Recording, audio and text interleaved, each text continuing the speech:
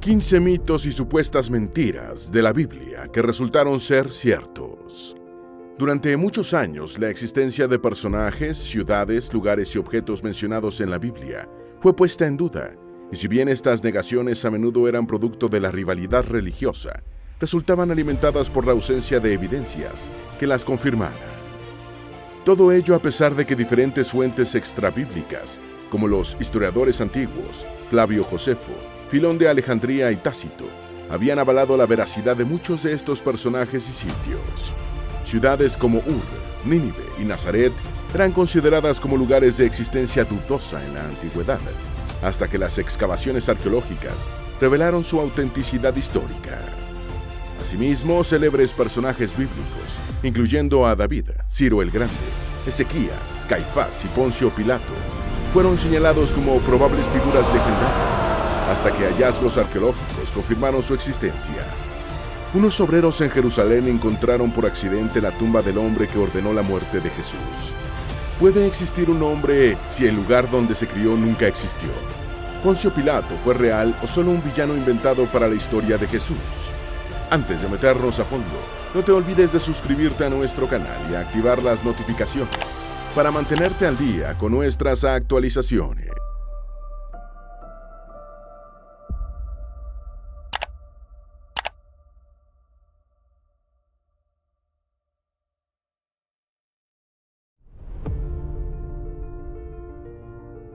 Número 1. Se decía que Nazaret no existía en tiempos de Jesús.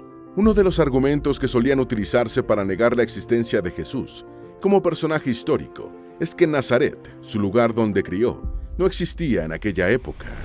Este señalamiento es rebatido como ilógico por el erudito estadounidense en el Nuevo Testamento, Bart Ehrman, escéptico en creencias religiosas, quien afirma: podría refutar este argumento con bastante facilidad señalando que es irrelevante.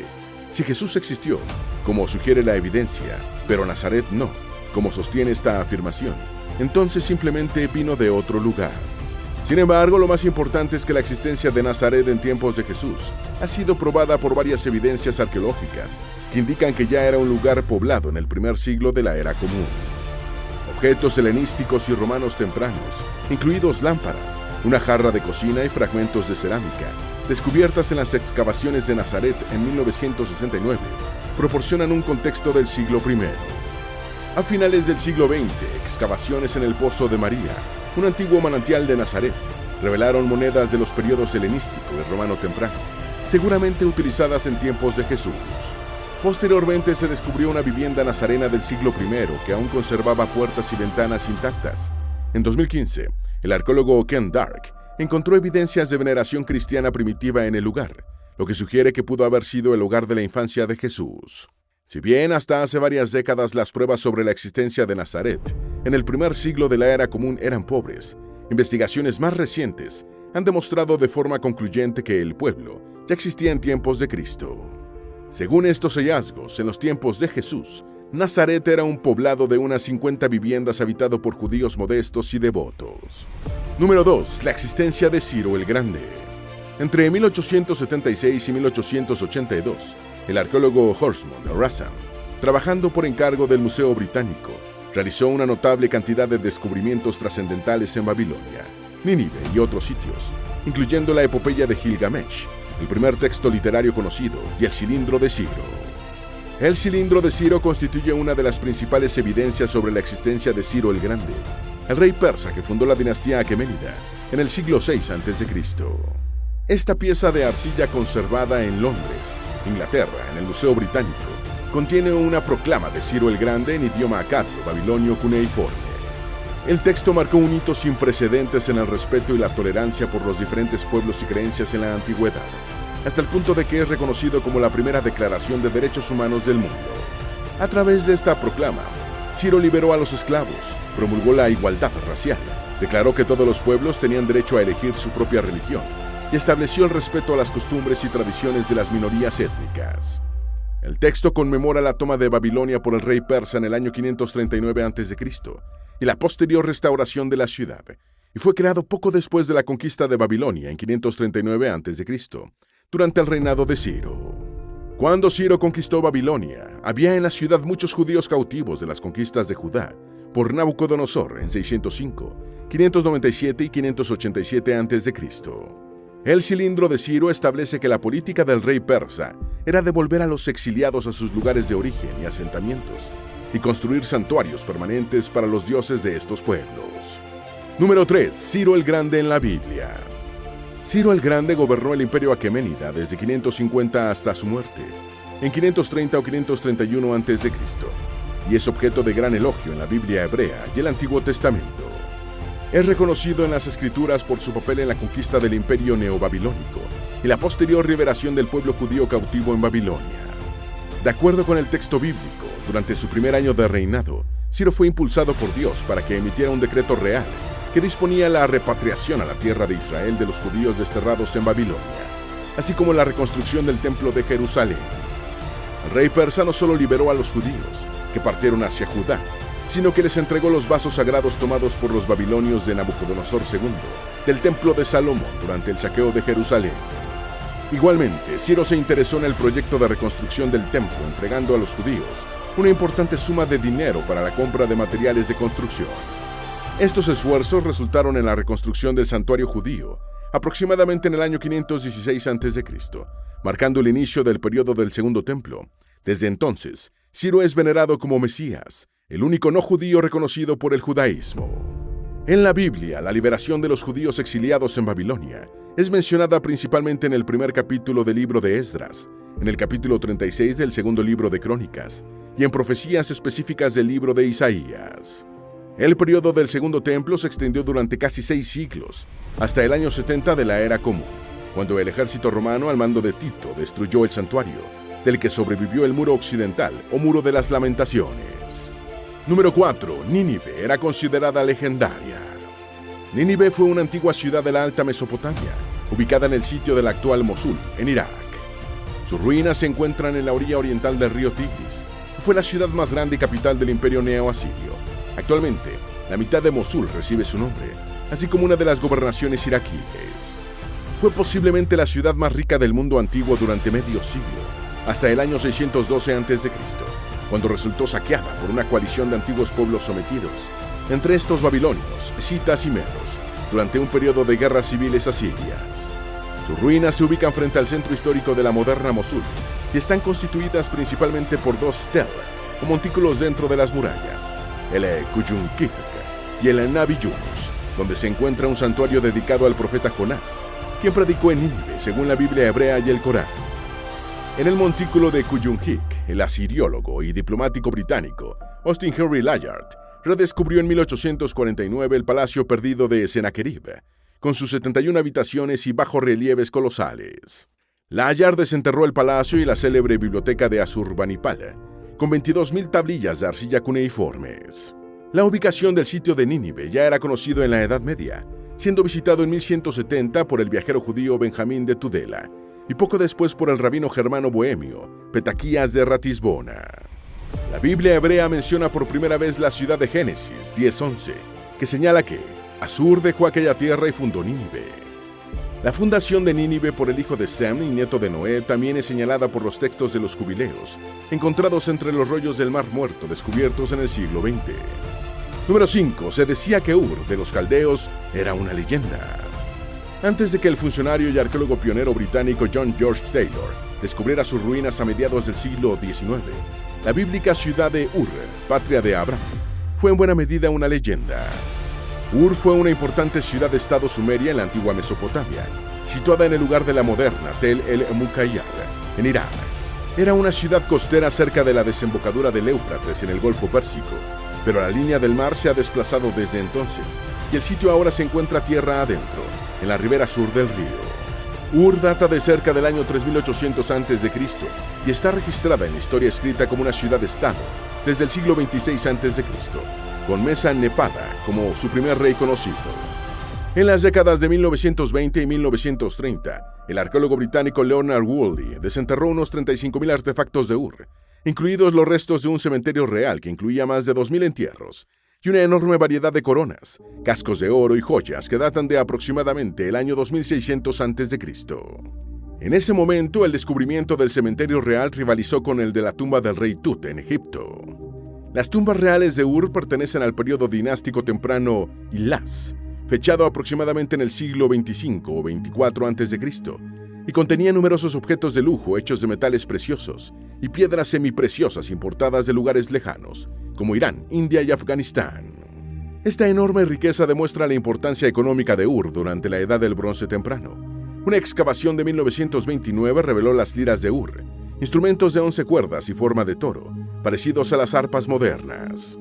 Número 6. Se decía que Caifás era un personaje literario. José ben Caifás fue un sumo sacerdote judío de la secta de los saduceos, que vivió entre los reinados de los emperadores romanos Augusto y Claudio. Los evangelios le asignan un papel prominente en la conspiración que condujo a la crucifixión de Jesús. Juan 11:50 le atribuye la frase: «Conviene que muera uno solo por el pueblo, y no que perezca la nación entera». Según el Talmud, en el año 18 de la Era Común, Caifás fue designado por Valerio Grato, prefecto romano de Judea, como sumo sacerdote judío. Caifás se casó con la hija del antiguo sumo sacerdote Anás y se mantuvo como autoridad religiosa máxima entre los judíos durante todo el periodo gubernamental de Poncio Pilato, sucesor de Grato y otro conocido personaje del Nuevo Testamento. Considerado por mucho tiempo un personaje ficticio, en 1990 fue encontrada accidentalmente en Israel la llamada tumba de la familia Caifás, un osario prolijamente ornamentado, contentivo de los restos de 2 bebés, 2 adolescentes, una mujer adulta y un hombre fallecido en torno a los 60 años. El osario está identificado como perteneciente a José ben Caifás, y varios eruditos sostienen que se trata de la tumba del principal enemigo de Jesús, según los evangelios. Otros estudiosos lo ponen en duda, señalando la ausencia de identificación de Caifás como sumo sacerdote e inconsistencias en la escritura de su nombre. El osario de piedra caliza mide aproximadamente 75 centímetros de largo y 37 centímetros de alto. Se conserva en el Museo de Israel de Jerusalén. De ser correcta la hipótesis de que se trata de la tumba de Caifás, serían los primeros restos recuperados de un individuo mencionado en la Biblia. El historiador judío del siglo I, Flavio Josefo, considerado la fuente extrabíblica más fiable sobre Caifás, asentó la información acerca de la cronología asociada al sumo sacerdote. Número 7. Eruditos descartaron la descripción de Juan 5:2 de una piscina con 5 pórticos como ficción simbólica. Uno de los milagros más famosos de los evangelios es relatado en Juan 5, en el que Jesús sanó a un paralítico en el estanque de Betesda, en Jerusalén. Otro milagro mencionado por Juan es situado en el estanque de Siloé, también en Jerusalén, donde Jesús sanó al ciego. El estanque de Siloé fue descubierto en 2005 y rápidamente asociado con el lugar mencionado en el evangelio. En cambio, el estanque de Betesda fue excavado a finales del siglo XIX, pero los expertos tardaron más de un siglo en identificar e interpretar con precisión el sitio. El estanque de Siloé se ha identificado como un mikve, un baño ritual judío, y el escritor Urban C. von Walhed ha sugerido en su libro El desconcertante estanque de Betesda que este también lo sea. De ser correcta esta teoría, significaría que 2 de los más conocidos milagros atribuidos a Jesús en el Nuevo Testamento se produjeron en baños rituales judíos. Juan describe el estanque de Betesda como de 5 pórticos, una característica totalmente inusual, ya que se trataría de una piscina pentagonal y no rectangular. La mayoría de los eruditos se refirieron a este pasaje del evangelista como una ficción simbólica. Sin embargo, cuando el estanque de Betesda fue excavado, se descubrió que en realidad se trataba de una piscina de 2 estanques separados por un muro. ¿Fue este muro el 5.º pórtico mencionado por Juan? Número 8. El uso por Lucas del término griego politarcas en Hechos 17:6-8 fue criticado como anacrónico o inventado. Un politarca era un magistrado en la Grecia helenística y romana que supervisaba la política y tenía poderes policiales dentro de una ciudad. Lucas utiliza la palabra politarcas cuando describe en el libro de los Hechos de los Apóstoles el momento en el que Jasón y otros cristianos fueron llevados ante esta autoridad en la ciudad de Tesalónica, entonces en Macedonia, por desafiar las leyes romanas al proclamar a Jesús como rey. El uso del término politarcas por parte de Lucas fue criticado como inventado o anacrónico en el contexto del primer siglo de la Era Común. Los críticos argumentaban que el uso que Lucas hacía del término no estaba atestiguado en la literatura griega clásica, considerando esto como evidencia de que el evangelista y autor del libro Hechos de los Apóstoles no era un escritor del siglo I de la Era Común, o que desconocía la terminología utilizada en ciudades macedonias como Tesalónica. Sin embargo, las evidencias arqueológicas particularmente las inscripciones tesalónicas, incluyendo la significativa inscripción de la Puerta de Vardar, ahora conservada en el Museo Británico, permitieron confirmar que Politarca era, de hecho, un título oficial para los magistrados de la ciudad de Tesalónica durante los periodos helenístico y romano. Esta confirmación proporciona evidencia de la exactitud histórica del término empleado por Lucas en el libro Hechos de los Apóstoles. Las críticas a la expresión utilizada por el evangelista fueron particularmente intensas en los siglos XVIII y XIX, especialmente entre los estudiosos afines al método histórico crítico. Esta escuela de pensamiento cuestionaba a menudo la fiabilidad de la Biblia y veía el libro de los Hechos con escepticismo, asumiendo que había sido escrito a finales del siglo II de la Era Común, por lo que contenía terminología anacrónica o simplemente inventada. Número 9. Cuestionaban si Galión fue realmente procónsul de Acaya, como registra Hechos 18, 12, 17. Hechos 18, 12, 17 afirma: pero siendo Galión procónsul de Acaya, los judíos se levantaron de común acuerdo contra Pablo y le llevaron al tribunal, diciendo: este persuade a los hombres a honrar a Dios contra la ley. Y al comenzar Pablo a hablar, Galión dijo a los judíos: si fuera algún agravio o algún crimen enorme, oh judíos, conforme a derecho yo os toleraría. Pero si son cuestiones de palabras y de nombres y de vuestra ley, vedlo vosotros, porque yo no quiero ser juez de estas cosas. Y los echó del tribunal. Entonces todos los griegos, apoderándose de Sóstenes, principal de la sinagoga, le golpeaban delante del tribunal, pero a Galión nada se le daba de ello. La existencia de Galión como procónsul de la región griega de Acaya en el libro de los Hechos fue puesta en duda hasta comienzos del siglo XX, cuando se descubrió la inscripción de Delfos, o inscripción de Galión en el templo de Apolo en Delfos. Esta es una colección de fragmentos de una carta escrita por el emperador romano Claudio en el año 52 de la Era Común. En la carta, el sucesor de Calígula y predecesor de Nerón afirma: durante mucho tiempo no solo he estado bien dispuesto hacia la ciudad de Delfos, sino también solícito por su prosperidad, y siempre he protegido el culto de Apolo. Pero ahora, como se dice que está desprovista de ciudadanos, como Galión, mi amigo y procónsul, me informó recientemente, y estando deseoso de que Delfos conserve su anterior rango, os ordeno que invitéis también a gente de buena cuna de otras ciudades a Delfos, como nuevos habitantes. La referencia del emperador al procónsul Galión no solo representó la confirmación histórica de la existencia de este personaje mencionado en los Hechos, sino que proporcionó un importante marcador para el desarrollo cronológico de la vida del apóstol Pablo. Número 10. Los críticos decían que Poncio Pilato no existía. Como muchos otros personajes de los evangelios, la existencia real de Poncio Pilato, el prefecto romano de Judea responsable de la ejecución de Jesús, fue puesta en duda durante largo tiempo, a pesar de que se le conocía no solo por la fuente evangélica, sino también por diversos autores judíos y romanos del primer siglo de la Era Común, como Filón de Alejandría, Josefo y Tácito. Pilato, un integrante de la orden ecuestre de Roma, fue el quinto prefecto de la provincia romana de Judea, entre los años 26 y 36. Entre los gobernadores romanos de Judea, Pilato es la figura mejor documentada, aunque se conservan pocas fuentes sobre su gobierno. Prácticamente no se sabe nada sobre su vida antes de convertirse en procurador, ni sobre las circunstancias de su nombramiento. Entre las principales pruebas físicas que se conservan de su existencia se incluyen las monedas que acuñó y la inscripción de la piedra de Pilato. Fuentes antiguas como Filón, Josefo y el Evangelio de Lucas relatan varios incidentes entre Pilato y la población judía, a menudo citando su insensibilidad hacia las tradiciones religiosas de los judíos. Los arqueólogos han encontrado una única inscripción sobre el prefecto romano, llamada la Piedra de Pilato. Esta inscripción, descubierta por arqueólogos italianos en 1961, en el sitio arqueológico israelí de Cesarea Marítima, dice fragmentariamente: Tiberio, Poncio Pilato, prefecto de Judea. Según afirma la historiadora neozelandesa Joan E. Taylor, aparte del nombre y título de Pilato, la inscripción no está clara. Sin embargo, el texto grabado en piedra caliza confirma la existencia y el cargo de Pilato en la Judea que fue escenario de la pasión y muerte de Jesús. Número 11. Se decía que el rey David era un mito. La estela de Tel Dan es la evidencia arqueológica más antigua sobre la existencia del rey David, un personaje bíblico considerado mítico por muchos durante largo tiempo. Cuando fue descubierta en el norte de Israel en 1993, la estela de Tel Dan se convirtió en la prueba más temprana, al margen de las escrituras, sobre la veracidad de la casa de David. La losa fragmentaria contiene una inscripción aramea que data del siglo IX a.C.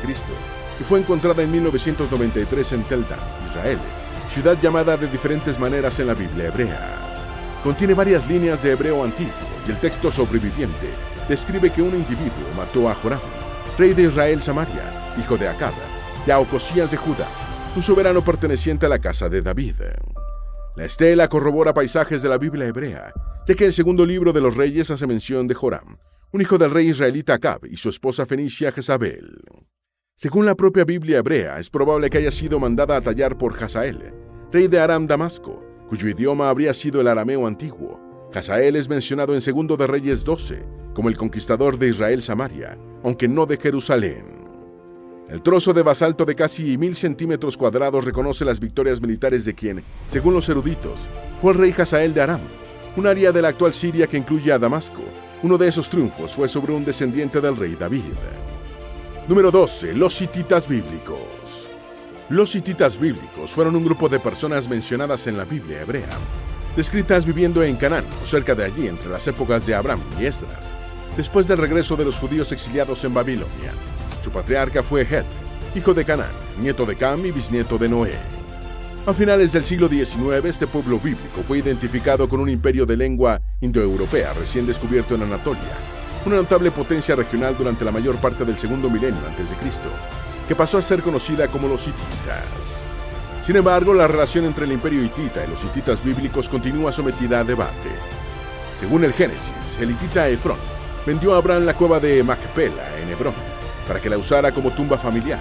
Posteriormente, Esaú, hijo de Isaac y nieto de Abraham, se casó con mujeres hititas. Según Josué 1:4, Dios le dice al sucesor de Moisés, al describir la tierra prometida: desde el desierto y el Líbano hasta el gran río, el río Éufrates, toda la tierra de los hititas y hasta el gran mar hacia la puesta del sol, será vuestro límite. De acuerdo con Jueces 1:26, cuando los israelitas conquistaron Betel, dejaron ir a un hombre que se dirigió a la tierra de los hititas, donde fundó el asentamiento cananeo de Luz. La Biblia hebrea menciona a los hititas bíblicos en tiempos del rey Salomón como uno de los poderosos vecinos del reino de Israel, junto a los sirios. Tras la caída del imperio hitita cerca del año 1178 a.C., un remanente de ese pueblo se dispersó, fundando algunas ciudades-estado en el norte de Siria, y se suele asumir que se trata de los hititas bíblicos mencionados en la época de Salomón. Número 13. Los sellos del rey Ezequías. Según la Biblia hebrea y el Antiguo Testamento, Ezequías fue el 13º rey de Judá entre finales del siglo VIII y comienzos del siglo VII a.C. De acuerdo con 2 de Reyes 18, era hijo del rey Acaz. El Evangelio de Mateo lo señala como parte de la genealogía de Jesús, que el evangelista remontó hasta David. La arqueóloga israelí Eliat Mazar descubrió la bula o sello de Ezequías, hallazgo que fue anunciado públicamente en 2015. El sello, una pequeña pieza de arcilla, fue encontrado en Orfel, una parte del área sur de la ciudad vieja de Jerusalén, en un contexto de basura real de la época de Ezequías. Tiene una impresión que dice: perteneciente a Ezequías, hijo de Acaz, rey de Judá. La bula, que mide poco más de 1 centímetro de diámetro, lleva una impresión de sello que representa un disco solar de 2 alas flanqueado por símbolos de Al-Lanaja, llave de la vida. El sello fue descubierto junto con otras 33 bulas estampadas durante el tamizado húmedo de tierra de un vertedero situado junto a un edificio real del siglo X a.C. Esta ha sido la primera vez que se encuentra la impresión del sello de un rey judío en una excavación arqueológica controlada, confirmando la existencia del rey bíblico Ezequías. En el antiguo Cercano Oriente, las bulas estampadas se utilizaban tanto para firmar como para asegurar la autenticidad de los documentos reales. El rey Ezequías fue conocido como un activo reformador religioso y por sus tentativas de independencia de los asirios. Número 14. Los huesos de San Pedro bajo el Vaticano. Según la tradición cristiana, el emperador Constantino ordenó construir la primera basílica de San Pedro en el lugar de la tumba del apóstol y primer papa. La actual basílica tiene un nivel inferior llamado las Grutas Vaticanas, donde están enterrados muchos papas, y el nivel del suelo de este lugar se corresponde aproximadamente con el del santuario constantiniano del siglo IV. Antes de morir en 1939, el Papa Pío XI expresó su deseo de ser enterrado en las Grutas Vaticanas. A pesar de lo atestado que estaba el sitio, el nuevo Papa Pío XII, que quería cumplir con la voluntad de su antecesor, ordenó habilitar un espacio para enterrar a Pío XI. En el transcurso de los trabajos fue descubierto un espacio vacío bajo el pavimento, donde eran visibles los restos de un complejo funerario. Así apareció un tercer nivel, el de una extensa necrópolis romana. Las excavaciones realizadas a lo largo de las décadas de 1940 y 50, con la participación de arqueólogos, intérpretes de la Biblia y otros especialistas, revelaron la existencia de una vasta y rica necrópolis de los 2 primeros siglos de la Era Común, contentiva de 22 grandes tumbas y de otras más pequeñas. Una de las grandes tumbas fue encontrada justo debajo del actual altar mayor de la Basílica de San Pedro, y probablemente, tal como señala la tradición, perteneció al apóstol Pedro. El Papa Pío XII afirmó que se trataba de la tumba de San Pedro, lo cual fue aseverado también por Paulo VI. Número 15. La tumba de San Pablo. Según el libro de los Hechos de los Apóstoles, el apóstol Pablo fue arrestado en Jerusalén y estuvo preso unos 2 años. Dado que apeló al César, fue trasladado prisionero a Roma, donde fue juzgado y ejecutado. La tradición de los padres de la Iglesia sostiene que Pablo murió de forma violenta en Roma bajo el gobierno de Nerón, emperador que reinó entre los años 54 y 68. Fue Eusebio de Cesarea el primero en afirmar categóricamente en el siglo IV. Está registrado que Pablo fue decapitado en la misma Roma. Según la Pasión de Pablo, texto apócrifo del siglo VI, el apóstol fue enterrado en la hacienda de Lucina, una cristiana, y lugar donde más tarde se levantó la Basílica Romana de San Pablo extramuros. En 2006, un equipo arqueológico del Vaticano que realizaba excavaciones en la Basílica de San Pablo extramuros descubrió debajo del altar mayor un sarcófago de mármol con unos restos óseos fechados entre los siglos I y II de la Era Común, mediante la técnica del carbono 14. En 2009, el Papa Benedicto XVI expresó su convicción de que los restos correspondían a los del apóstol Pablo. Esperamos que este video te haya sido útil. Si tienes algo que agregar, por favor, compártelo con nosotros en la sección de comentarios. Dale me gusta a este video y envíale el enlace a tus familiares y a tus mejores amigos, para que también sepan más sobre estos 15 mitos y supuestas mentiras de la Biblia que resultaron ser ciertos. Si eres nuevo en nuestro canal, no olvides suscribirte. No se te olvide seguirnos en todas nuestras redes sociales, que van a estar aquí abajo en la descripción. Recuerda, un pueblo que no conoce su historia está condenado a repetirla.